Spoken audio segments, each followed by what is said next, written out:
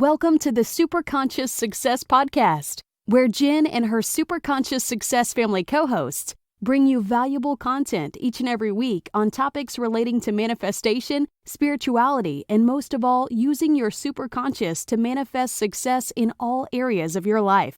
Now on to today's episode. Hey there, Superconscious Success fam. Just before we get into the interview, this is just a brief message. This is actually a recording of the 2021 Superconscious Success Summit interviews. If you do want to check out the introductory for all of the guests, then you can go across to our Superconscious Success YouTube channel where you'll be able to find all the introductions. These particular podcast interviews will be the interview only. Okay, thank you. Now let's get on to the interview. Hey there, Superconscious Success fam. Welcome back to another incredible interview on the Superconscious Success Super Summit. Today we're actually going to be talking to Ilene Dillon, and if you have not yet watched her introductory video, make sure you head across to the Superconscious Success YouTube channel and check it out, because she has gone into her story in great depth, and she's also talked a lot about emotions, which is what we're going to be discussing today. Emotions it's such an important topic that we need to deal with. It's something that we need to learn to become emotional masters, which is what we're going to be talking to Ilene about today. So Ilene, how are you doing today? I'm great, thank you. Thank you so much. In tip-top shape.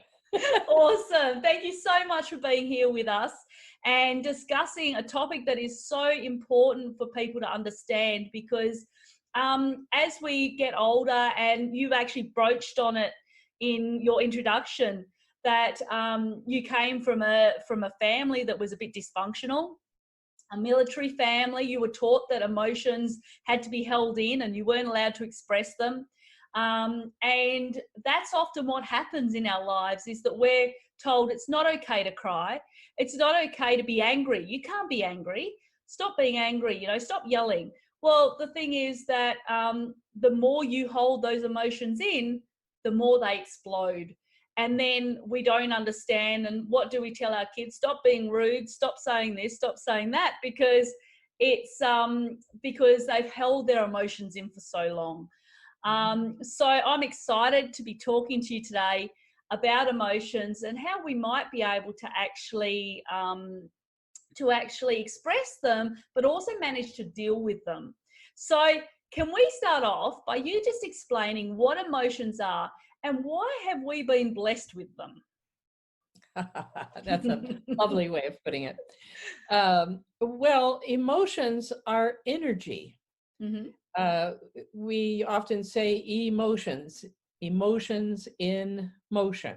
That's what they are. And that's the message of the book that I've written too. The title of it is Emotions in Motion, Energy in Motion. And, we really haven't learned. I was trying to think today, when did we start not paying attention to emotions, stuffing them down, demonizing them, apologizing for having them? When did we do that? I don't know. I think the ancient Greeks were good with emotions. I think they knew a lot, and probably throughout history there have been times when we know enough about emotions. But today, we don't have an organized system for understanding emotions, and we don't know what they're for. And what's most important is we don't know how to work with them our own selves. When an emotion comes up in you or in me, do I know what I can do to work with that emotion so that I can move through it and move on to something else? And that's the key to when I'm talking about emotional mastery. That's what we all can do. So I want to also emphasize that emotions do not belong to us. They're not my emotions. They are the emotions that arise in me. And emotions are not good or bad. They just are. And emotions, since they're energy, one of the things we could start with right away is to understand that emotions follow the laws of energy, the principles of energy. You cannot destroy or create energy. You can't destroy or create emotions, right? You can't stop water without it building up behind, and that's what happens with anger, for example. If we stop ourselves from at least acknowledging or releasing the energy of anger and working with it. So a key thing is to understand that emotions really don't behave any differently than electricity or wind or water. Yeah. They follow the same rules. And because emotions they're on a scale, aren't they? I have seen an emotional scale that they often use when we're talking about vibrations of emotion, because Mhm. vibrations are energy, and you can move your way up those scales as you become learn to manage them.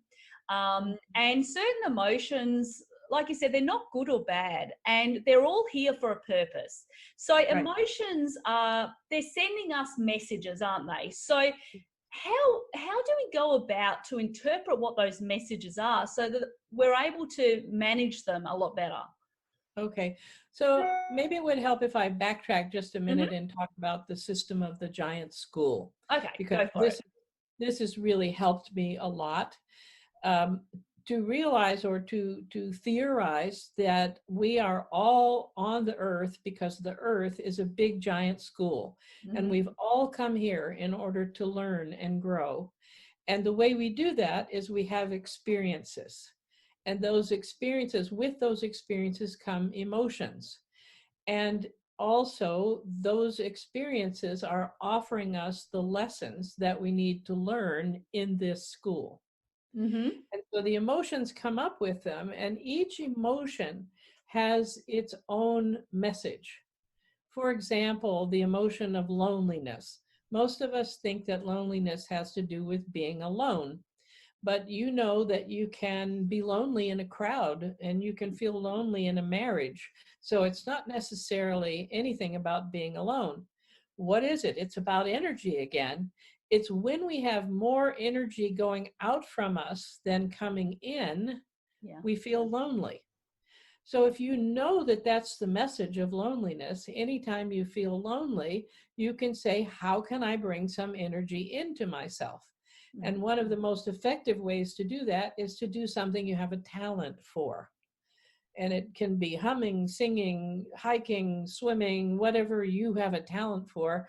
You bring the energy into you and you'll stop feeling lonely. So when I travel around in my RV, people often ask me, aren't you lonely traveling alone? And I say, absolutely not. Yeah. I I haven't been lonely at all, because because I'm constantly bringing energy into myself. All right. Yeah. So every emotion, Jen, um, every emotion has a message. Yeah. Love says, come closer. Loneliness says you've got more energy going out than coming in. Um, what would you say jealousy tells you? Take a guess. I'm putting you on the spot here. You put me on the spot here. Okay. But does it have more? Because it often has more to do with us than to do with the other person, right? So Yeah. what would something like that be telling us?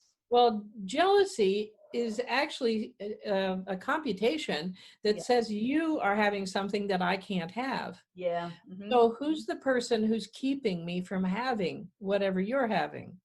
Usually Usually myself. myself. Yeah. Okay. So really the message of jealousy is it's time to get more creative.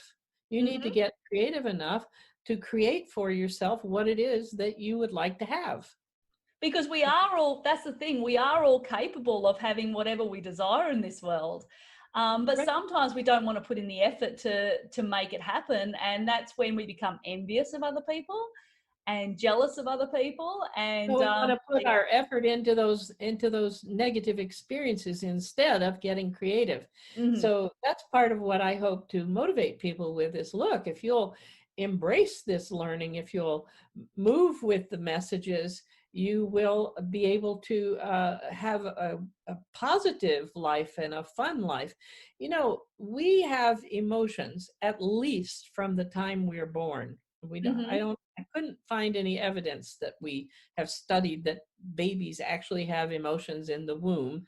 But I believe we do, right? Mm-hmm. But we have them at least from the moment we're born. They're with us 24/7, 365 days a year from birth to death. Yeah. Now, that's something that's really important in our lives, and we know so little about it, and we don't know how to partner with those emotions. Well, the big issue about partnering is, like, if you think of emotions as your friend, Mm-hmm. then if you have an issue with your friend, or you're having a difficulty, or your friend's telling you something you don't particularly want to hear, what you want to do is try to understand them, try to work with them, try to listen to them so that you can get what's going on between the two of you. And Yeah. that's what partnering with emotions is about. Yeah. And what about something like, which is a big problem, something like anger? Does that come down to our expectations that we have of other people? Is that something that causes us to bring up those feelings of anger? Well, that's certainly part of it, and expectations is a good thing. My learning is that the universal cause of anger is that we all carry ideas in our heads, Mm, pictures or ideas about how things are supposed to be in the world. So it's not necessarily people, it could be circumstances, it could be weather, yeah. whatever. um, and and whenever our so we carry those ideas in terms of shoulds, what I call shoulds. Either something should not happen or something should happen. Yep. Something should not happen and it does, I'll get angry. Something should happen and it doesn't, I'll get angry, Mm, right? That's the universal cause. And so, if the message from anger then is that we're carrying pictures in our heads that aren't accurate, because if they were accurate, they couldn't be violated, yeah. And right? so this is when we have to really look at our belief system too, because this often comes up from when we're children, and what Oh, we've actually had programmed into us about how life should and shouldn't be.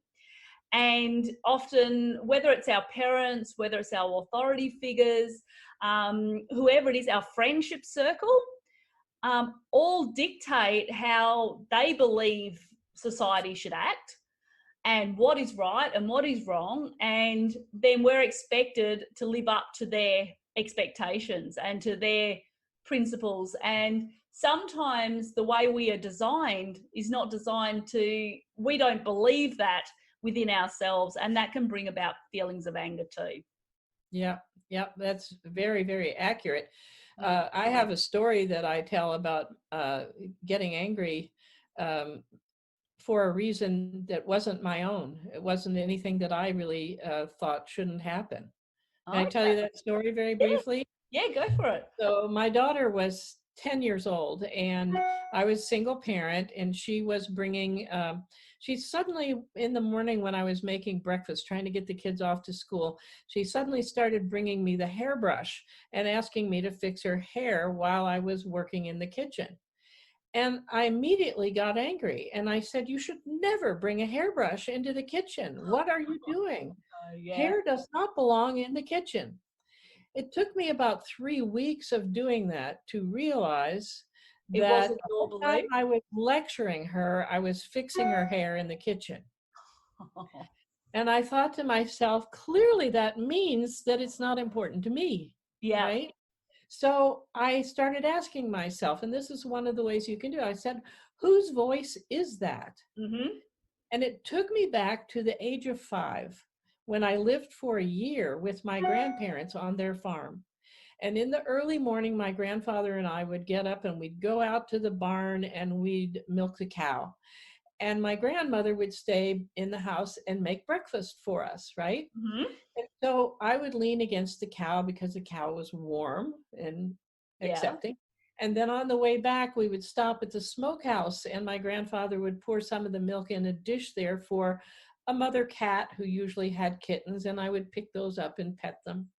And when I would hit the house, when I would get on the steps to the porch, my grandmother's voice would call out, Eileen, you dust yourself off and wash your hands and face because I don't want a hair in my kitchen. Ah, it'd come all Right? the way back from when you were 5.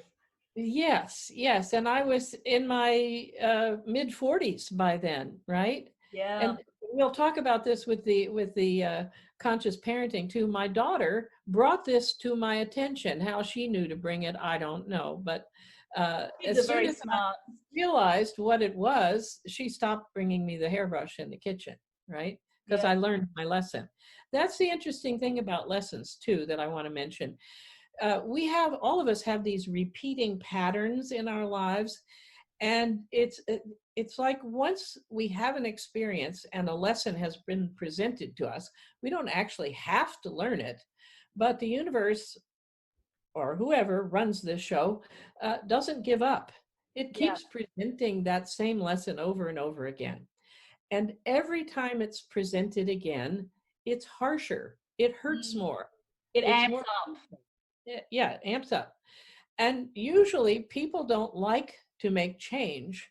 So they put up with the pain until it gets to the point where they think it couldn't be any worse if they took the leap and went to the new way of doing things. Then they'll make a change, right? Yeah. Well, one of the things that I want to encourage people to do is embrace the change, learn the lesson, because in reality, the second that you learn the lesson, it's over.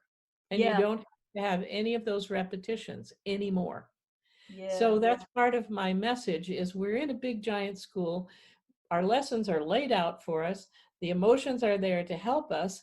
How about we say, oh, I'm in school. Let me embrace the lesson and learn it, because not only will I not build up so much pain, but what I've learned over the many years I've been here on the planet is that the more you embrace the lesson and learn it, the easier it is to embrace lessons to learn, and the fewer of them show up. Yeah, absolutely. And this is something that often arises with people that stay in relationships that are not functioning properly, is that Exactly. there's the fear, there's that emotion, there's the fear that is stopping us from going, okay, this is not working. How am I going to survive as a single parent? How am I going to be able to raise my kids? I don't have income coming in.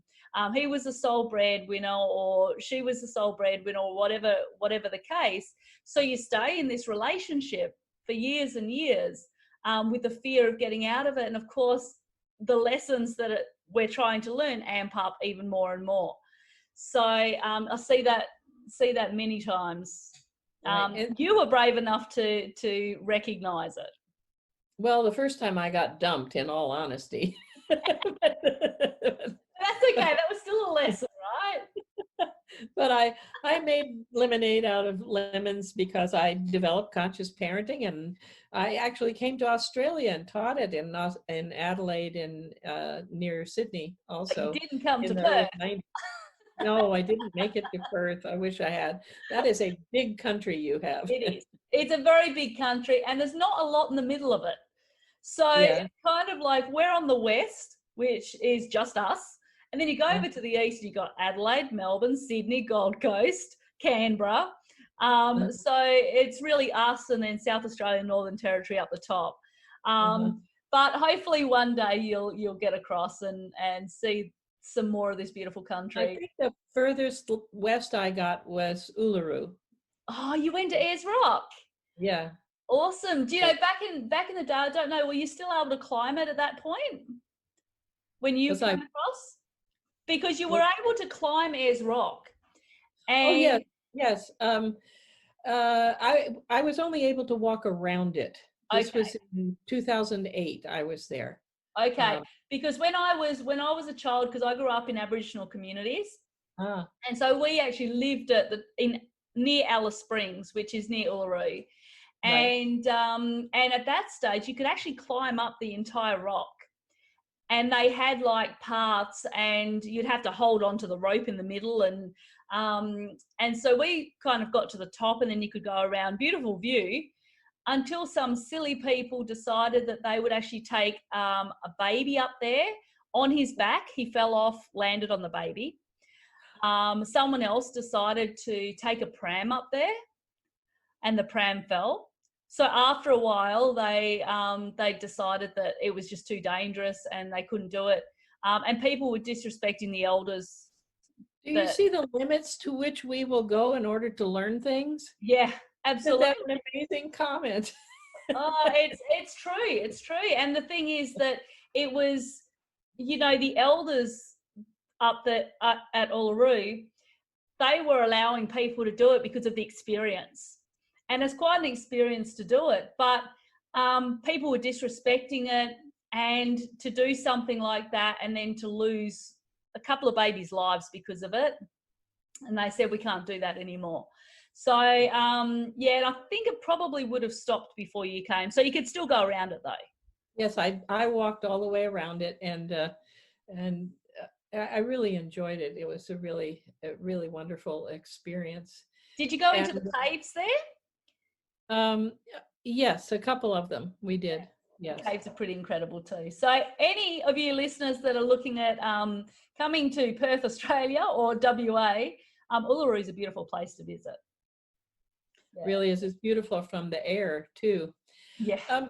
So let me mention a little bit about where lessons come from. Yes, do that, please. We, nobody really knows where these lessons come from. Some people will give God or Buddha or Allah credit. Some people will say that we figured them, or we set them up for ourselves before we came to the planet. Mm-hmm. And some people will say it comes from somewhere deep inside of us, and we don't really know. But what's key is that the experiences we have are like the experience I told you about with the hairbrush. Mm-hmm. They are tailor-made for us. Yes. We tend to think, because we live from the outside in instead of the inside out, we tend to think out there is doing something to us, and we're being hurt by it, but really we are the co-creators. And so these things are set up for our benefit. And that's one of the things that I'm very excited about sharing work with emotions, emotional mastery with people, is you can get in charge to the point where you have a really good, calm, smooth, wonderful life, because you're working with the way the system is set up instead of bucking it all the time. Absolutely. And, being super conscious success, obviously the super conscious is something I'm highly passionate about. And when we talk about super conscious, we talk about our higher self, and we talk about that non-physical part of us that is not our ego, that is there to guide us towards our purpose. It believes in only the good within us. And as Ilene just mentioned, lessons in life, I believe we do actually choose them prior to coming into our physical form. And I do think that it is a guide for us to ultimately get towards our higher purpose. We need to go through those lessons to expand our consciousness, yes, to help to grow as a spiritual being, and also to grow as a physical person too. So, I totally agree with that. And when you talk about the superconscious, you talk about your higher self, and you talk about emotions. Those emotions are a guide for us to connect with our higher self, right? Well, you could call emotions superconscious because they are a gift of that higher self. One of the things I talk about in my classes is how if you are going to send your child to school and you want them to have a good experience, you might get a backpack and put a pencil, an eraser, a lunch or something in the backpack for them so they have it at school.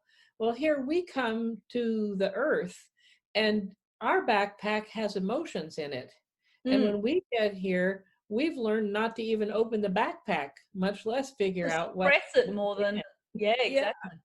Yeah, so it's like, I'd like you to, like us all, to realize that emotions are super conscious tools that we have in our backpack to help make life easier for us. And I can attest, because I've worked with thousands of people and my own self, that when you're partnering with emotions, when you're listening to their messages, when you're learning the lessons that you've come, your life becomes so incredible. Recently, I've had a number of people that I worked with as a psychotherapist years ago. One woman up to 38 years ago, right? Mm. And they're coming back to me. This is a lovely experience, and telling me what it is that they learned from me 38 years ago that Wow. has stayed with them all this time. And this is the kind of stuff that has stayed with them. And they've had really good lives in the meantime. They're just coming for a little checkup because we have been through very stressful times here Yeah. as a result of COVID. And it's been really, really interesting, because the principles that we talked to, that you mentioned earlier, they've learned principles like with emotions. Whenever you stuff them down, they grow. Mhm. That's a principle. Also, wherever you pay attention, you tend to send energy, and that grows. That grows, yeah. So, one of the things that happens with emotions, let's say anger. Suppose I say to you, I have a problem with anger. Well, what most of us do is we focus on what is the problem, when did I get it, who made me have it, et cetera, et cetera. We spend our time looking at the problem. Mm. Well, if you follow the principle that whatever you pay attention to, you feed energy to, and it gets bigger, guess what happens with the problem, right? Bigger, yeah. Yeah. So what I and many of my clients help me to discover too is another principle, which is pay attention not to what you want to overcome, but to what you want to become. Yes. So if you put your energy into being a not angry person, even if you don't know what that's like, you can ask yourself, what might it be like to not be angry? And you put your energy there, you will become a not angry person, and this problem with anger will atrophy and fall away. You don't even have to work at it. Yeah, because I mean, we all know that with the laws of the universe, what you focus on, you attract. So we don't want to be focusing on that which we don't want. We want to be focusing on that which we do. And I Right. suppose the same could be said for once again when we go into conscious parenting and we go into anxiety that teens nowadays are expressing. So the same could be said for that. If we can teach our teens to instead not focus on the anxiety side of it, but focus on how it would feel to not be anxious, how it would feel to be in How, that state. Is how that what? about focusing on what it would feel like to be Mm, effective in your life, yeah, living the life that you actually came here to live? Um, absolutely. when I talk about fear, I say the problem that we have with fear these days is we don't have any more saber-toothed tigers. Mm-hmm. Yeah, Because fear developed back in caveman days. And that's when we needed to keep safe from the saber-toothed tiger. So we developed the fight or flight syndrome. But what happened then was that when you determined that the tiger wasn't in the cave, or you were able to outrun the tiger and get away, then you stopped being afraid. yeah. But fear these days is manufactured fear for things that we imagine, and we don't shut it off. So it goes into anxiety and stress and instead. that's and that's the thing, because I think fear is something, like you said, we manufacture it. We start to think about something that may never happen. We start We to think fear. about our problems. Yeah, Got it? Yeah. exactly, Yeah. exactly. And this is the case with anxiety. I think anxiety is the fear of something happening, which in reality, a lot of it is like it's not even going to arise. But we've actually conditioned our brain to actually believe that we're in danger. So our fight or flight response goes into action. And like you said, there's no saber-toothed tigers around anymore. Well, we've also conditioned our brain to have a level of anxiety going on all the time Yeah. is an expected thing. And that's not the way we are Signed. made. Yeah, No. we're not designed that way. So I think one of the things that was big in the conscious parenting that I developed was about each of us being responsible for our own lives. And I think in many ways in parenting, we have gotten away from that. And I'm seeing through my therapy now, I'm seeing a lot of young people who are pushing themselves to be perfect. Yeah. The problem is that they don't know what's enough. They haven't bumped up against life enough to be able to figure it out. So they're under constant pressure and anxiety to be Yeah. perfect. And I think now too, as parents, I mean, there's no rule book for being a parent, and so we do the best that we can. But I think too, parents are expecting their kids to be perfect, and it's the expectations that come with it. And you know, kids learn through lessons once again. About how to respond to things, about what's expected of them. And if they feel like their parents are just expecting way too much of them that they can actually handle or they can actually cope with, then anxiety will start to come up. So, Well, as also, parents, if the parents don't teach them how to engage with life or how to deal with the consequences of choices that they've made, yep, that also will take us to anxiety. And those principles apply to adults yeah, too.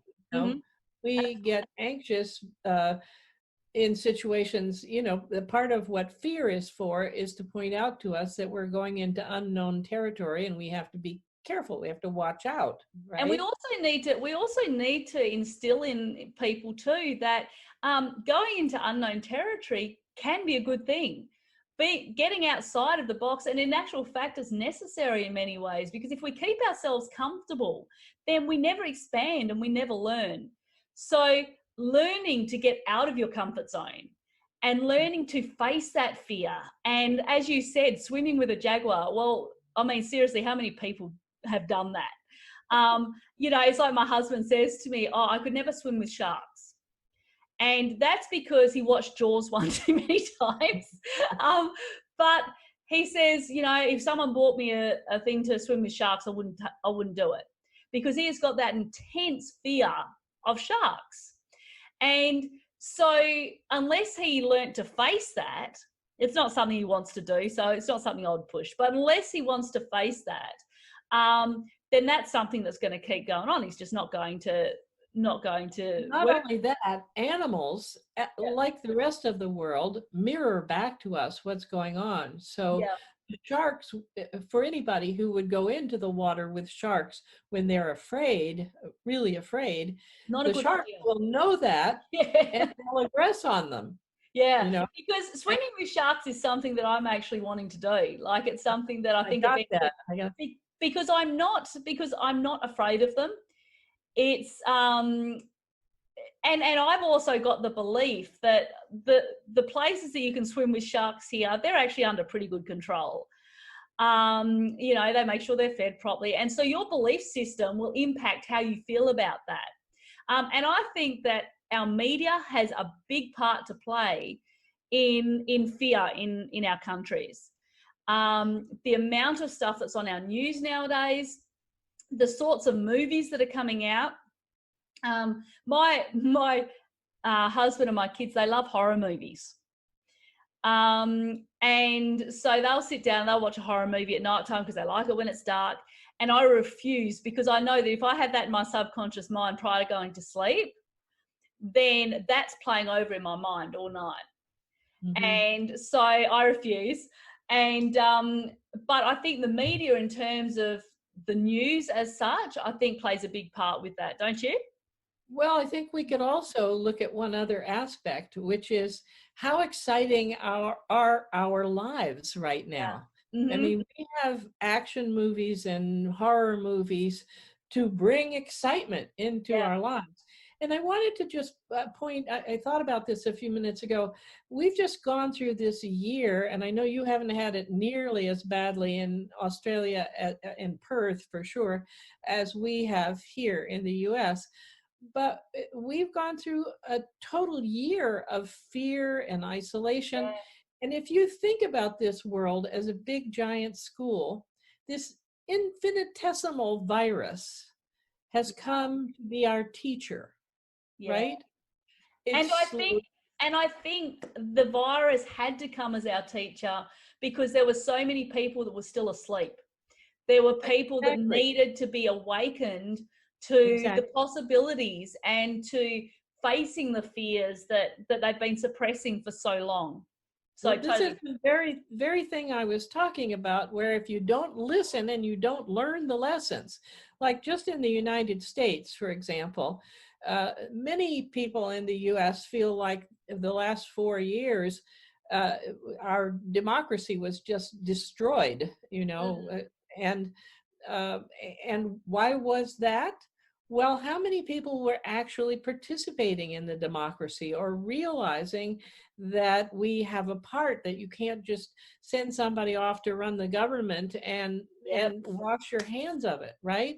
exactly. And what is happening as we're coming out, people are going, wait a minute, I want to participate in this. We're having marches for that. We're talking up about this, and so that's the way these emotional situations work. And it was such a powerful lesson. It has involved the entire world. And Yeah, this little virus is infinitesimal, yeah. right? But But it it's still was our lesson. Yeah, exactly. And it was a chance for people to awaken. And I think that in many ways it has brought it's brought people much closer to their higher selves. It's brought people much closer to recognizing what their purpose is. How many people they've lost their jobs, and so they've started their own business that they had been putting off for so long out of fear, and all Right, of a sudden they had no choice because this lesson was right in their face. They're like, well, there's nothing else I can do. I've lost right, my job. I need to make money. So how many more people have gone online than were online before? right. How many relationships have changed? Whether they've separated, I don't think there's been as many divorces as there has been since COVID started. But Mm, it's, I yeah, I don't know. The relationships have suffered a lot, they've but suffered that a is lot. because there's been a breakdown process when Yes. and that goes into the manipulation work that I've done. There's a whole breakdown process that happens when you spend time alone, which also is a good thing. Yeah. So, as much as we may not have liked this, one of the things that's happened in the U.S., I don't know if you needed it as much in Australia, is people have slowed down. Their Yeah. lives were really fast, and now they've Absolutely. slowed down. And that's the thing, they've been able to connect on a deeper level. And so, relationships where both couples were out of the house are now in the same environment. And Right. so they're starting to realize whether it's right for them or not. Or they've been able to connect on an even deeper level, which, like I said, when you're asleep, the universe sends something for us to wake up. Yes, indeed. There certainly have been many lessons learned in 2020, and there'll be many lessons to be learned as time goes on. But I do see a massive shift in the consciousness of our planet, Uh-huh. especially during the times of COVID. So let's emphasize for this conversation Yes, that people coming through COVID, which is all of us, yes, uh, we get to focus where we're going. And exactly. so instead of focusing on hating our spouse or being Yep, angry that we had to go through this, we could focus on, how can I bring the most amount of love into my life? yep, How can I grow the most? How can I identify what I really want in life and go for it? yes. That's where we can use our emotions to go for the lives that we really want to live. Absolutely, and I think that's now more than ever. That's something that we need to really look into. We've certainly, with the isolation and the quarantining and stuff.